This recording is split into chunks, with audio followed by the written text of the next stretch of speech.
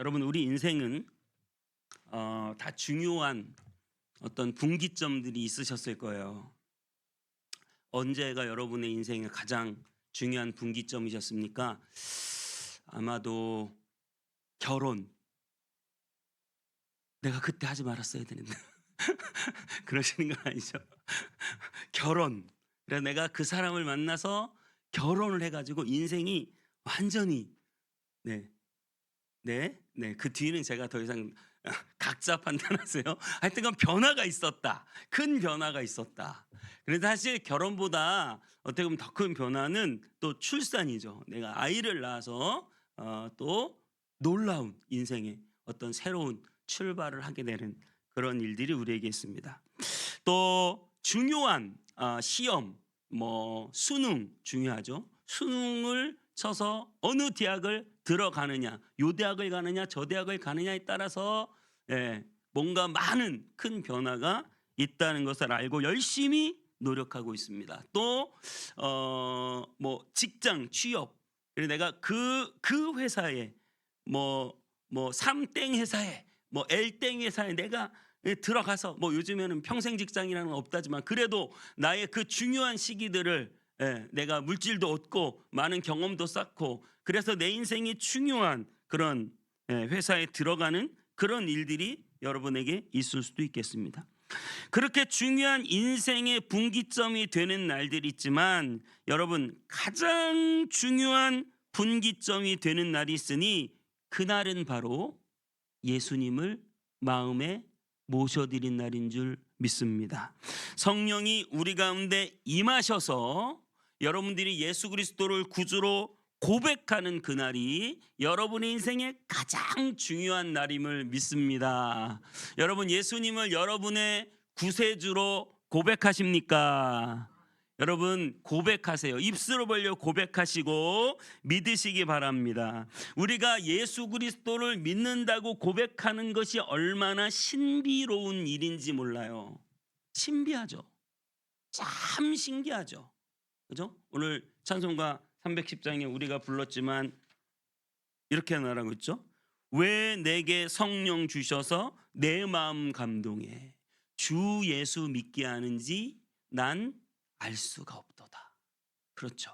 내 마음에 성령을 주셔서 내가 예수 그리스도를 어떻게 믿는지 나는 몰라요. 하지만 2000년 전에 한 목수의 아들 청년 십자가 처형을 당한 반역죄로 십자가 처형을 당한 한 청년이 바로 나의 구세주라는 사실을 우리가 동일하게 다 고백하고 있다는 사실, 여러분 이것이 성령이 아니고서는 되지 않는 일임을 믿으시기 바랍니다. 성령님이 여러분 마음 가운데 오신 줄 믿습니다.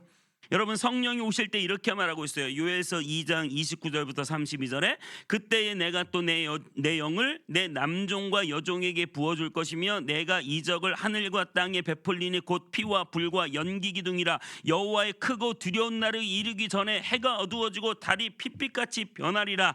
누구든지 여호와의 이름을 부르는 자는 구원을 얻으리라. 할렐루야. 우리가 주님의 이름을 부르고 구원 얻은 줄 믿습니다. 오늘 이런 본문을 읽다 보면 굉장히 무서워요. 막 해가 어두워지고 달이 핏빛으로 변하고 땅이 풀리고 막 피와 불과 연기 기둥이 막 솟구치는, 그러면 예수님이 오시는, 그죠? 예수님이 재림한다고 하는 그 마지막 종말에 뭐 아마겟돈 전쟁도 있다 그러고 뭐 하늘에서 불도 떨어질 것 같고 막 사람들이 휴거해서 올라간다고 하고 막 그런 얘기를 막 들었으니까 그런 이미지를 생각해 가지고 마지막 날에 그런 일이 생길 거라고 생각하시지만 여러분 종말은 예수 그리스도가 이 땅에 오시면서부터 시작되었습니다. 여러분 이걸 잘 기억하셔야 돼요. 종말은 이미 시작되었어요. 예수 그리스도께서 이 땅에 오시며, 그럼 내 인생의 종말은 언제 시작되었어요? 예수님을 내 마음속에 모시는 순간 내 인생의 종말적인 신앙이 시작된 거예요. 그래서 여러분 예수 그리스도께서 십자가를 지실 때 해가 어두워졌거든요. 여러분, 그런 것처럼 오늘 이 요엘서의 말씀은 마지막 때의 말씀이 아니라 지금 나에게 벌어지는 일이라고요. 지금 여러분에게 이렇게 전 우주적인 변화가 일어나고 지금 여러분의 인생이 확 바뀌었어요. 예수 그리스도께서 오신 날을 주전 주후로 나눕니다. BC, AD. 네, 역사 시간에 배우죠. BC로 나누고 AD로 나눠요. 그게 바로 그리스도 예수님이 기점이에요. BC는 비포 센츄리가 아니라 비포 크라이스트예요. 그리스도 이전, AD 아노 도미니, 그리스도 주후. 예수 그리스도를 기점으로 인류의 역사가 바뀌었단 말입니다. 예수 그리스도를 기점으로 저와 여러분의 역사가 바뀐 것을 믿으시기 바랍니다. 우리는 더 이상 죽은 자가 아니요 살아난 자입니다. 우리는 더 이상 어둠 속에 있는 자가 아니요 밝은 빛 가운데 나온 사람들입니다. 우리는 더 이상 죄 가운데 있는 자가 아니요 의로운 자가 되었습니다. 우리는 더 이상 버림받은 자식이 아니요 하나님의 자녀가 되었습니다. 성령님이 내 속에서 일어나는 이 놀라운 변화가 저와 여러분 가운데 임한 줄 믿습니다. 여러분 안에 그 성령님을 모시고 산다고요. 그걸 여러분 확실히 믿으셔야 됩니다. 오순절날 성령이 임하고 베드로가 설교를 하자 3,000명이 회개했습니다. 거부하는 수많은 사람들에게 거침없이 담대하게 말씀을 전하는 베드로의 모습을 보면서 여러분, 원래 베드로는 이렇게 살지 않았어요. 확 바뀌었어요. 성령이 그에게 임하고 완전히 바뀌었어요. 베드로는 겁쟁이였고 무서워서 숨어서 기도하고 있었고, 베드로는 배신자였고 나는 주님을 모른다고 부인하였던 사람입니다. 그런데 그에게 성령이 임하고 완전히 변화된 인생을 살게 되었다고요. 여러분, 성령의 바람이 여러분에게 불어와 여러분에게 살리는 역사가, 변화되는 역사가, 이전과는 다른 삶을 살게 되는 역사가 있게 되시기를 축복합니다. 그래서 우리의 삶이 성령의 임재로 놀랍게 변하고 새롭게 됨을 우리는 느껴야 합니다. 여러분, 그렇게 우리는 성령을 체험했습니다. 그런데 우리는 성령을 체험할 뿐만 아니라 오늘 본문 18절은 이렇게 말하고 있어요. 성령의 충만함을 받으라. 자, 한번 따라 볼까요? 성령으로 충만함을 받으라. 성령 세례와 성령 충만은 다르다고 말씀드렸어요. 성령 세례는 우리가 한 번 받는 거예요. 그런데 성령 충만은 계속해서 받는 거예요. 여러분들이 성령 세례를 받으셨습니까? 예수 그리스도를 믿는 순간 여러분은 성령 세례를 받았습니다. 그러면 여러분들은 성령의 충만함을 계속해서 받아 나가야 되는데, 성령 충만함을 생각할 때 우리는 어떻게 생각해요? 성령 충만의 정의가 이렇게 나와 있어요. 네이버 사전에도 나와 있더라고요. 성령께서 성도를 완전히 지배하는 상태, 하나님의 신에 온전히 감동되는 것, 삶 자체가 하나님의 지도 아래 있게 되는 상태. 그래서 성도를 온전하고 복되게 하며 능력 있게 한다. 그 삶이 옛 본성에 좌우되지 않고 오직 하나님과 그분의 뜻으로 충만하게 될 것이다. 자, 그 삶이 본성, 옛 자, 나의 죄성에 좌우되지 않고 오직 하나님과 그분의 뜻으로 충만하게 되는 것, 하나님의 신에 온전히 감동되는 것, 성령께서 나를 지배하시는 상태, 성령 충만함을 여러분 받으시기를 축복합니다. 그런데 우리가 성령 충만함이라고 생각할 때 뭔가 내 감정이 흥분되고 뭔가 광신도적으로 좀 바뀔 것 같은 굉장히 열성적인, 요즘 말로 말하면 F형, 굉장히 감성적이고 열정적이고 뭔가 광신도 같고 막 그렇게 성령 충만할 것 같은데, 오늘 본문 15절 말씀 이렇게 말하고 있습니다. 그런즉 너희가 어떻게 행할지를 자세히 주의하여 지혜 없는 자 같이 하지 말고 오직 지혜 있는 자 같이 하라. 지혜 있는 자가 되라. 그래서 여러분 이걸 새 번역으로 읽어보니까 그러므로 여러분 어떻게 살아가야 할지를 살피십시오. 지혜롭지 못한 사람처럼 살지 말고 지혜로운 사람답게 살아야 합니다. 저는 성령 충만하다고 해놓고 얼마나 무식한 짓을 하는 사람을 많이 봤는지 몰라요. 이성이 없는 사람 같아. 자기 성령 받았대. 성령 충만 받았대. 몸을 부르부르 떨고 막 뒤로 쓰러지고 자빠지고 막 그러면서 사회랑 완전히 단절되고 사회랑 반대되는 삶을 살고 모든 사람들이 이성적으로 생각할 수 있는 걸 생각하지도 못하고 말이 안 되는 삶을 살아가는 사람이 있어요. 여러분 자세히 주의하여 살피는 사람이 되시기 바랍니다. 지혜롭게 되시기 바랍니다. 고래고래 소리 지르고 손 흔들고 막 뒤로 쓰러지고 그러면 성령 충만 받았다고 여러분 그게 아니에요. 성령 충만 받은 사람은 지혜로운 자가 돼요.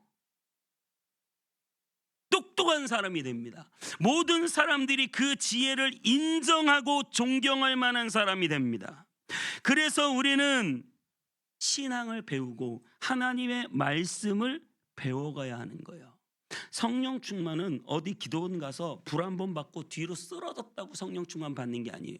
성령 충만은 지혜를 배워가는 거예요. 지혜를 배운다는 건 날마다 채워나가야 되는 거예요.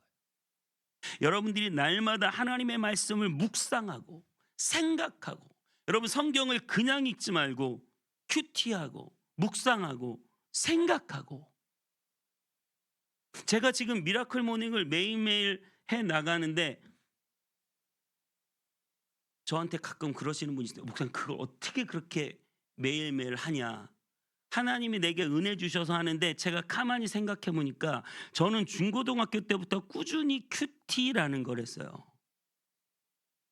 그래서 하나님의 말씀을 읽고 생각하는 일을 반복적으로 훈련하면서 지금껏 살아온 거예요. 지금도 매일매일 성경 본문을 읽고 묵상하고 생각하는 것이 그리고 여러 가지 책을 보고 관련 서적을 읽고 주석을 찾고 그래서 많은 교수님들이 그 본문을 어떻게 해석해 놨는지를 한번 생각해 보는 게 저의 주 업무잖아요. 여러분 그만큼 우리는 하나님의 말씀을 배우고 생각해서 좀 더 지혜롭고 합리적이며 많은 사람들에게 존경받을 만한 그런 지혜가 여러분에게 있고 넘치게 되시기를 축복합니다. 그래서 우리는 무식해지는 게 아니에요. 성령 충만은 세상하고 완전히 단절돼 가지고 세상 사람들이 저 이상한 사람 이런 소리 듣는 게 아니에요. 지혜가 있구나. 여러분들의 삶 가운데 성령이 임하심으로 여러분들이 하나님의 말씀을 알고 모든 상황과 모든 환경을 판단하는 지혜가 넘치게 되시기를 축복합니다. 그래서 우리는 늘 하나님 앞에 지혜를 또 구해야 돼요. 여러분 기도하는 사람은 바보가 되는 사람이 아니에요. 너희가 지혜를 구하면 하나님이 후히 주시고 넘치게 주신 하나님이 우리에게 지혜를 주십니다. 하나님이 여러분에게 지혜를 주셔야 돼요. 무슨 말인지 아시겠어요? 예, 물고기를 잡아다 주는 게 중요한 게 아니라 물고기 잡는 법을 하나님이 알려주셔야 된다. 여러분이 뭔가 이 땅을 어떻게 살아가야 좋은 건지 여러분에게 깨닫게 하고 알게 하는 지혜가 넘치게 되시기를 축복합니다. 특별히 그 지혜 중에 가장 중요하게 배워야 할 지혜가 있는데 무엇일까요? 지혜 중에 가장 중요한 것은 시간. 제일 바보스러운 것은 시간을 그냥 보내는 것이고 가장 지혜로운 사람을 시간을 효과적으로 쓸 수 있는 사람이고 10대를 지혜 있게 보낸다는 것은 10대에 해야 할 일을 가장 정확하게 잘해내는 사람이고 그 사람이 20대를 아주 효과적으로 지혜 있게 보내는데 20대를 효과적으로 지혜 있게 보낸다는 것은 그 시간에 해야 될 일을 가장 정확히 열심히 하는 것이고 그래서 16절이 이렇게 말하고 있어요. 세월을 아끼십시오.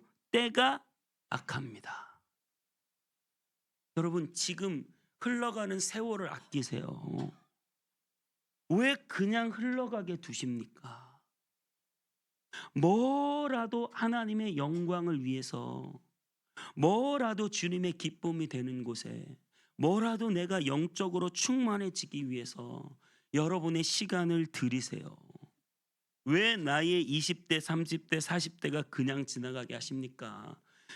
저는 나름대로 열심히 신앙생활하고 교회를 섬기고 성경을 배우고 기도하며 살아왔지만, 그래도 지금 다시 20대로 돌아간다면 그렇게 안 살 것 같아요. 저의 20대, 저의 30대 지금 생각해 보면 다시 돌아가면 정말 더 잘 살 수 있을 것 같아요.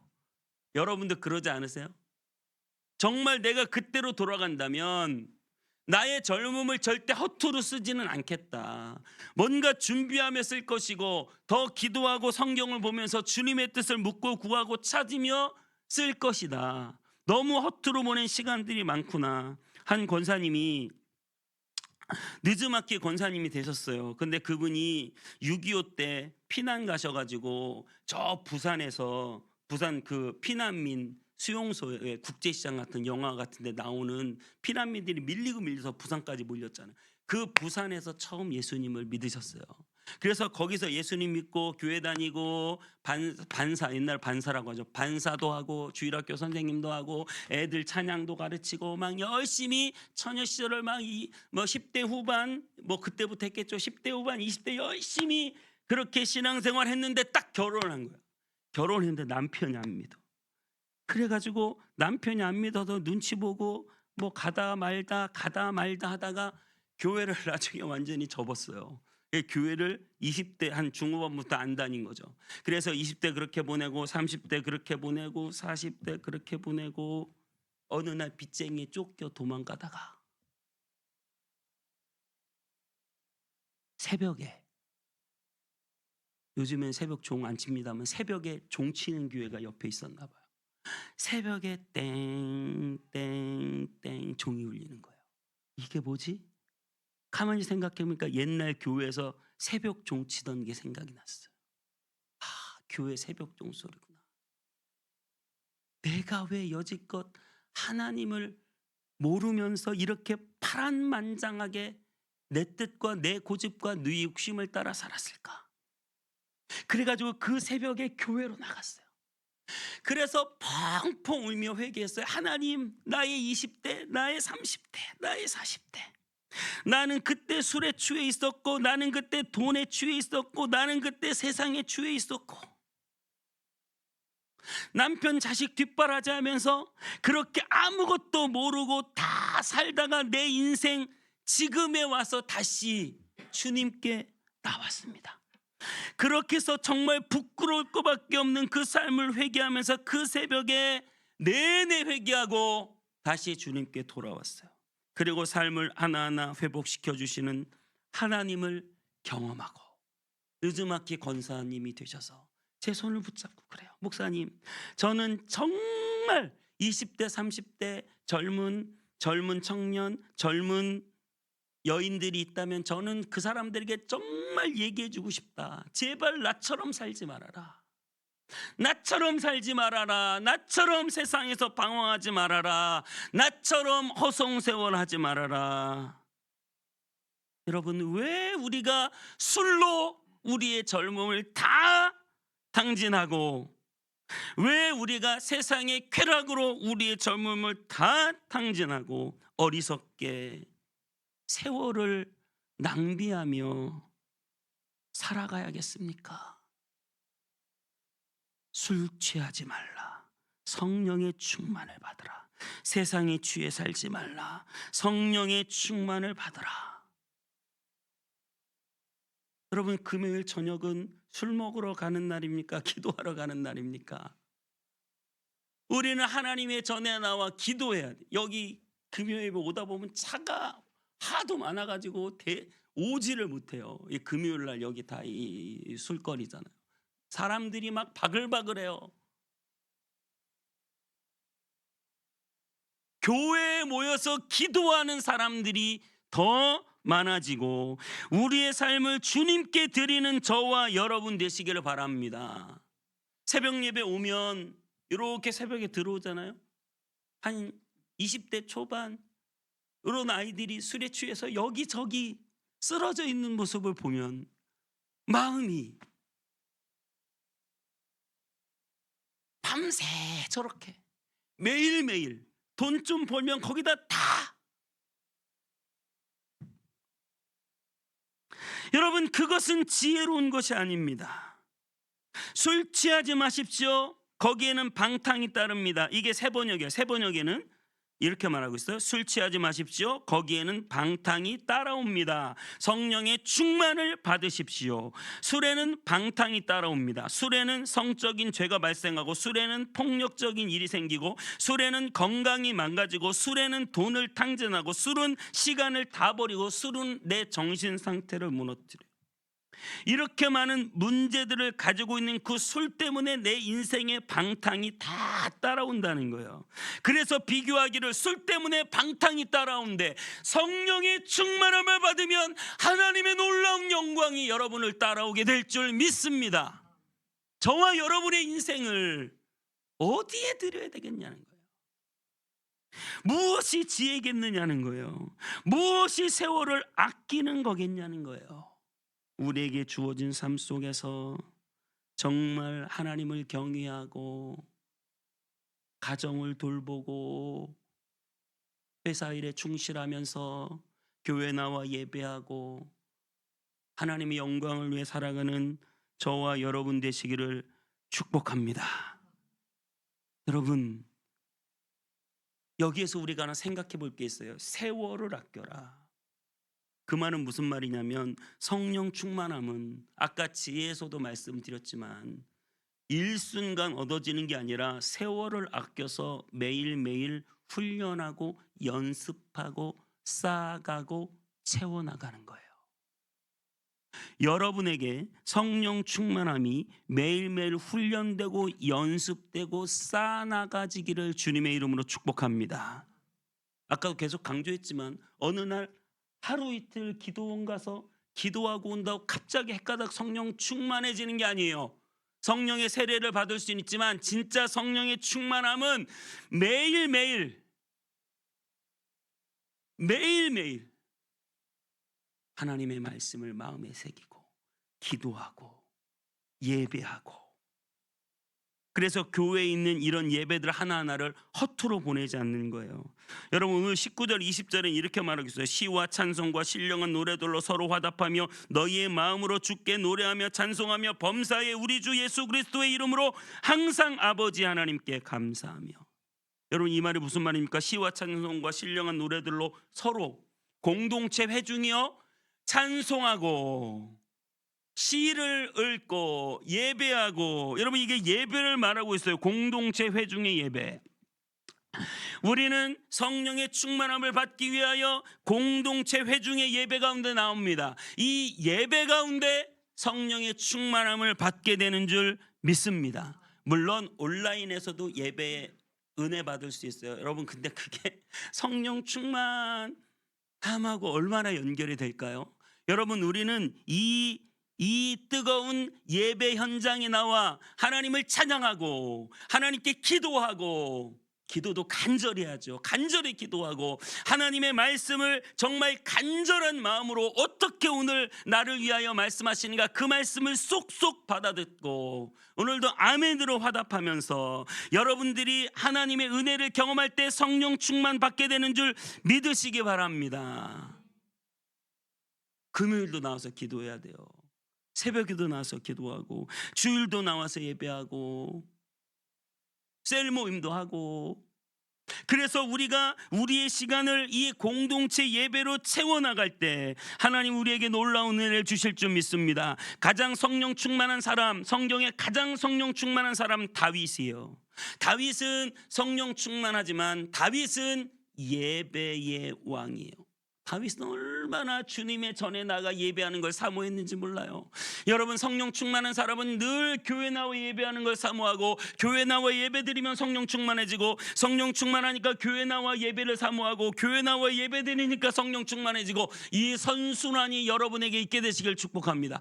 교회 나와 예배 드리는 게 귀찮아, 억지로 의무가 돼가지고 나왔는데 또 은혜도 별로 못 받고, 그래서 집에 가니까 또 성령이 안 충만하고, 그래서 또 안 충만하니까 별로 교회 나가기 싫고, 또 교회에 그냥 억지로 나왔는데 나와서 앉아있다 보니까 또 안 충만하고, 그래서 안 충만하니까 또 나중에 교회 별로 나가고 싶지 않고. 여러분, 이런 악순환이 여러분에게 반복되는 게 아니라, 여러분들이 교회 나와 성령의 충만을 받고, 또 교회 나가고 싶어지고, 예배를 사모하고, 은혜를 받고, 찬송이 좋고, 기도가 좋고, 말씀이 꿀송이 같고, 할렐루야. 네, 말씀이 꿀송이 같고. 그래서 여러분, 다윗은 그렇게 예배를 솔로몬도, 여러분, 솔로몬도 지혜의 왕이잖아요. 솔로몬이 지혜를 어떻게 받았어요? 1000번제를 주님께 드리고 지혜를 받았어요. 솔로몬은 지혜의 왕, 지혜를 받기 전에 예배의 왕이었다. 예배를 드려 놀라운 지혜를 받았다. 여러분, 그 다윗이 성가대를 세웠는데 역대상 25장에 보면 해만의 아들들, 찬송하기를 배워 익숙한 자들 288명, 성가대를, 물론 국가적이니까 288명을 세워가지고 주님을 찬양하게 했어요. 제가 오늘 그거 생각하고 드럼을 쳤습니다. 빨리 드럼 치는 사람이 나왔으면 좋겠어요. 할렐루야. 네, 빨리 우리 더 싱어도 더 보강하고, 우리가 더 찬양팀 더 많이 오고, 더 악기도 생기고 더 많이. 그래서 우리가 주님을 찬양하고 주님을 예배하고 주님을 높이는 건 최고로, 정말 최고로. 네. 더 좀 교회도 좀 커지면 좋겠죠. 크고 좀 높아지. 제가 늘 말씀드렸지만 천장이 높아야 찬양의 울림이 커져서, 좀 천장도 높으면 좋고, 옆으로 더 커지면 좋겠고, 뒤에 스크린도 좀 이렇게 쫙 뒤에 있었으면. 할렐루야. 비전을 얘기할 때 여러분 아멘 하셔야 하나님이 때가 되면 이루어 주실 줄 믿습니다. 네, 더 많은 세션들이 와서 찬양을 돕고 여러분과 함께 찬양하고, 정말 그런 날이 속히 오게 될 줄 믿습니다. 그래서 정말 이 검단의 온 땅 및 성문교회를 통하여 많은 영혼들, 예배를 잃어버린 영혼들, 성령의 기름 부심이 다 떨어져서 좌절하고 절망하고 낙심하고 신앙에서 멀리 떠나 세상에서 방황하여 술에 취해 매일매일 시간을 허투루 낭비하는 영혼들이 주님께 나와 예배하고 믿음을 회복하고 성령의 충만함을 받고, 그들의 삶이 주님의 은혜 안에 회복되기를 주님의 이름으로 축복합니다. 우리는 그 일을 위하여 이 예배를 하나님 앞에 충만히 드려야 할 줄 믿습니다. 다윗은 하나님의 전에 나가 예배 드리는 것에 대한 기쁨과 감동을 이렇게 표현했어요. 너무나 아름다운 시죠. 시편 84편에 이렇게 말해요. 만군의 여호와여, 주의 장막이 어찌 그리 사랑스러운지요. 교회가 너무 좋은 거예요. 교회가 너무 제가 고등학교 때 교회가 얼마나 좋은지, 우리 집에 좋은 거 있으면 다 교회에다 갖다 놓고 싶더라고. 근데 어렸을 때 그런 마음이 있어요. 정말 교회, 저희는 개척하면서 중고를 하나도 안 샀습니다. 여기 아시겠지만 다 새 걸로, 가장 좋은 걸로. 여러분, 하나님의 장막이 어찌 그리 사랑스러운지, 교회가 얼마나 좋은지. 그러면서 이렇게 말해요. 내 영혼이 여호와의 궁정을 사모하여 쇠약하며 내 마음과 육체가 살아계시는 하나님께 부르짖나이다. 너무나 그 궁정을 사모해서 쇠약했다. 그래서 주님께 부르짖는다. 그러면서 이렇게 표현해요. 나의 왕 나의 하나님 만군의 여호와여, 주의 제단에서는 참새도 제 집을 얻고 제비도 새끼들 보금자리를 넣나이다. 다윗이 말할 때는 예루살렘 성전이 건축되지도 않는 성막 시대예요. 장막 시대. 거기에 뭔가 제비가 집을 졌나 보죠. 어디다가.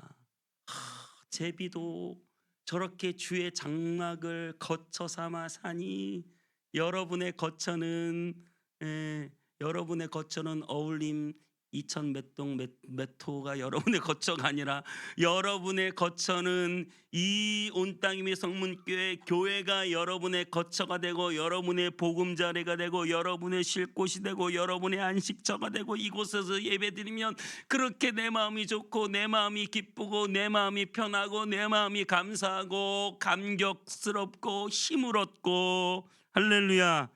보금자리 교회, 보금자리 교회. 요즘엔요 자기 교회가 없는 사람들이 있어요. 내 교회가 없어요. 물론 뭐 상황에 따라 그럴 수도 있겠습니다만은 정처 없이 떠도는 사람들이 있어요. 교회를 가도 거기에 마음을 안 줘. 언제 떠날지 모르겠고 그냥 버티는 데까지 버텨보다가 등록도 안 하고 그냥 마음을 안 줘요. 교회에. 그냥 보금자리가 안 돼. 교회를 떠나 있어. 온라인에만 머물러 있고 심지어 내 교회가 없어.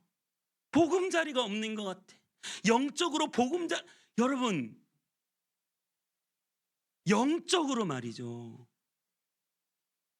내 집 없이 여관방에 매일매일 집 바꿔가면서 살면 얼마나 피곤해요. 늘 가서 편안히 안식할 보금자리 같은 교회가 여러분에게 있게 되시기를 축복합니다. 이 교회가 그런 교회 되기를 축복합니다. 보금자리 같은 교회. 새끼들 보금자리를 얻었나이다. 그러면서 5절 이렇게 말해요. 주께 힘을 얻고 그 마음에 시온에 데리고 있는 자는 복이 있다. 주께 힘을 얻는다. 4절 넘어네. 4절 주의 집에 사는 자들이 복이 있나니. 여러분 주님의 집을 보금자리로 삼고 이 온 땅 및 성물교회가 내 교회다. 이 교회를 위하여 내가 살아야지. 내가 이 교회 안에서 안식하고 평안하고 기뻐해야지. 이런 자들에게 하나님의 놀라운 복이 임하게 될 줄 믿습니다. 주께 힘을 얻게 됩니다. 그러면서 6절에 눈물 골짜기를 지나갈지라도 샘이 있어요. 이른 비가 복을 채워줘요. 여러분 교회가 있기 때문에 예배 처소가 있기 때문에 우리는 눈물 골짜기를 지나갈지라도 주님의 교회 나와서 울면 돼요. 하나님 고통스럽고 힘들고 어려운 일을 만나도 내가 내 교회에 있으니까 이곳에 나와서 울며 기도해도 새벽에 나와 울며 기도하고 금요일날 나와 울며 기도하고 이 교회 나와 우리가 울며 기도해도 괜찮잖아요. 거기에 하나님이 샘이 놀라운 하나님의 은혜의 샘이 저와 여러분에게 있게 될 줄 믿습니다.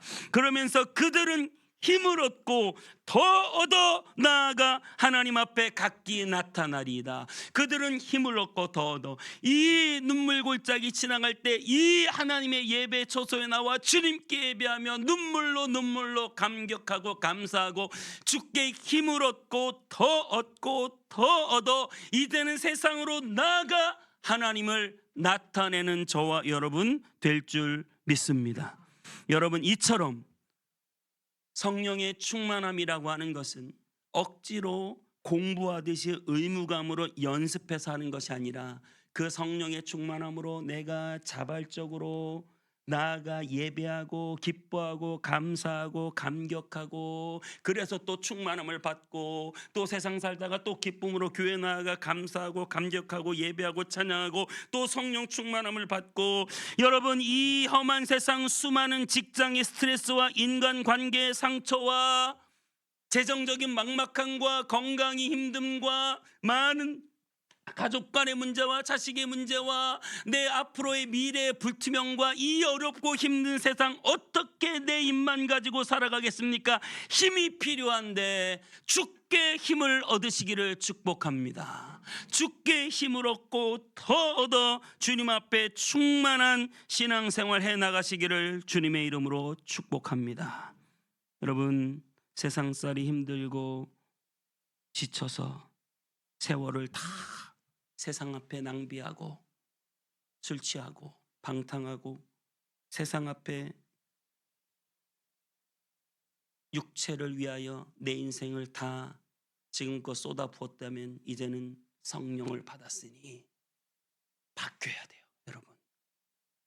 이제 우리는 완전히 새로운 사람이 되었어요. 할렐루야. 완전히 우주적인 변화가 내 안에 나타나는 거예요. 그래서 나는 이제 성령 충만함을 위해서 나아갑니다. 나는 지혜로운 자가 됩니다. 나는 세월을 아껴서 나아갑니다. 나는 주님의 전을 보금자리 삼아 매일 나와 예배하고 찬송하며 세임과 능력을 얻으며 달려가는 저와 여러분 되시기를 주님의 이름으로 축복합니다.